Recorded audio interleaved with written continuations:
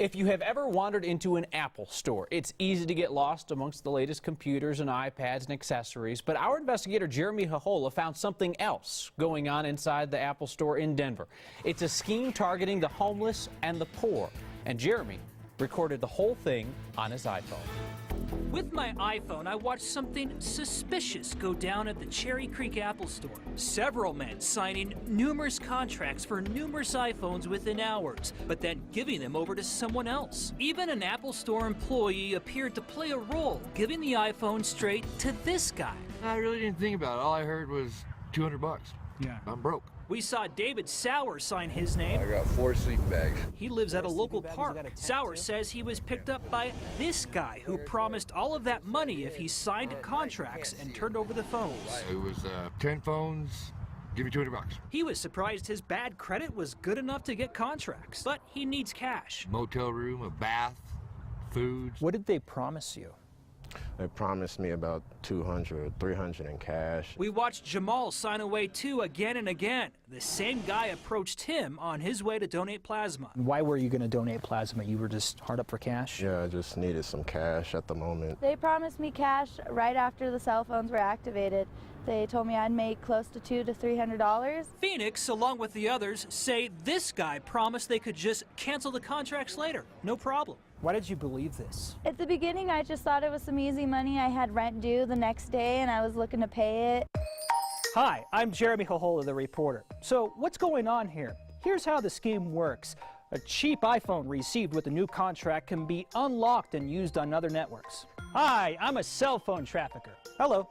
Let's say you're desperate for some money. I pay you some cash to sign a contract and to give me the phone. I then can sell this phone on the international market for more than $700. But wait, what happens to the contract I just signed? Well, you're stuck with it, and if you can't pay, your credit gets ruined. See ya. That's not cool. Hi, I'm Jeremy Jojola. I'm a reporter with 9 News here in Denver. Can we talk to you about your operation here? No. No? What are you doing here? I don't even want you to talk. You don't want me talking to you? How much money are you making off of this operation, would you say? Hey. After that, Apple told us to leave. And mall security kicked us out while these guys were allowed to stay. Back here in the newsroom, I found out this guy is Benji Kermani of Beverly Hills. He owns a company that sells unlocked iPhones. It appears he's exploiting the poor to make money. Apple's gotta be angry about that, right? I'm going to be showing this video on the newscast showing this Apple Store employee that appears to be working with these men. You have no comment about that? Well, I guess not. In fact, I saw Kermani and his crew back in business the very next day. He approached me. Don't call me, don't text me, don't try to add me on Instagram. But still no explanation. You want to assault a TV reporter, we're going to call the police on you. I'm not going to assault you. Listen, and don't try to threaten me. Shut your mouth when I'm talking to you. After that Jerry Springer moment, I reached out to AT&T and Verizon. No comment from them either. Once we introduced the iPhone, we were seeing just rampant credit muling all over the country. Only Sprint would speak to us about what it calls credit muling. There are many laws that are being broken by this type of activity, and so Sprint has actually filed about 40 lawsuits, federal lawsuits all over the country, trying to crack down on this type of behavior. There are no current lawsuits in Denver, but in Lone Tree, Casey Parker and Aaron Chambly are facing a criminal charge of deception. Police say they convinced a mentally disabled man to sign contracts at the Park Meadows Apple Store. This scam is taking place, and we're not going to tolerate that kind of behavior here. Back at Cherry Creek, scenes like this, Kermani and Phoenix arguing over cash, became a nuisance. In the end, it wasn't Apple that put a stop to this, but the mall. One of the organizers actually returned, at which time we had to get the police involved. And since that happened, they have not returned. Benji is out there somewhere, but we still have one more question for Apple. Siri, what do you think about all of this? A fine question. Now can we get back to work?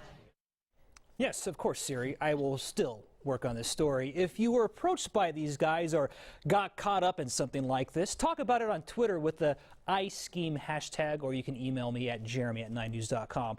I'll also be happy to answer your questions about tonight's report. In the end here, Kyle, though, this scheme really hurts people who are already in a financial hole. It just makes it harder for them to get out of it with all that debt and ruined credit.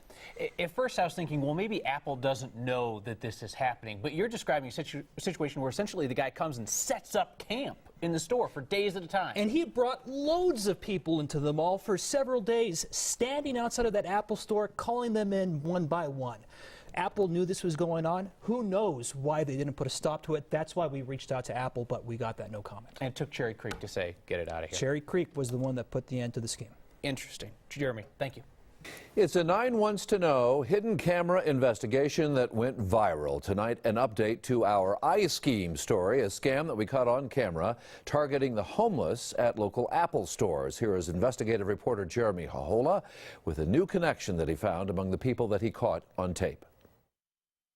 This woman is now wanted for running the iScheme in Colorado. Aaron Chambly, along with Casey Parker, are accused of convincing a mentally disabled man to sign numerous iPhone contracts at the Park Meadows Mall. Police say they intended to take his phones and sell them on the black market. We can now connect their scheme to the one we first caught on camera with this guy. What are you doing here? You don't want me talking to you? As we learned earlier this spring, those who run the scheme are a bit camera shy. Hey, Casey, it's Jeremy Jojola with 9 News. We spoke to Parker over the phone, and he told us he's friends with Benji Kermani.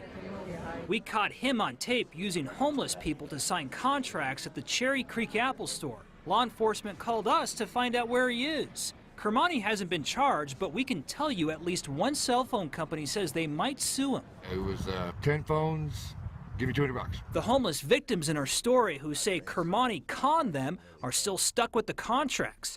They regret taking only a few bucks for turning over their phones to Kermani and his crew. How deep in the hole are you?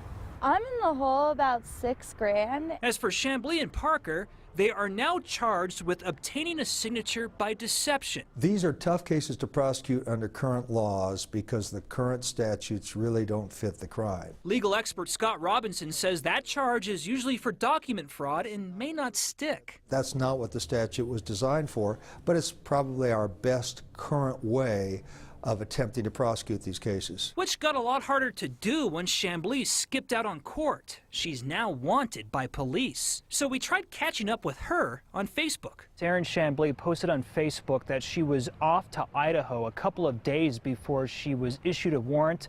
We found her last known address. We're gonna go check it out and see if she's home. I'm Jeremy Jojola with 9 News. Okay. I'm looking for Aaron Chambly. No, that doesn't live here. She doesn't live here? No. Is she in Idaho, or is she... I don't even know who that person is. You don't even know who she is? Oh, okay. They're all part of a scheme whose players not only run from public exposure, but from the law, too. And because these are all misdemeanors, an individual can simply leave. These are not extraditable offenses. Jeremy Jojola, 9 News.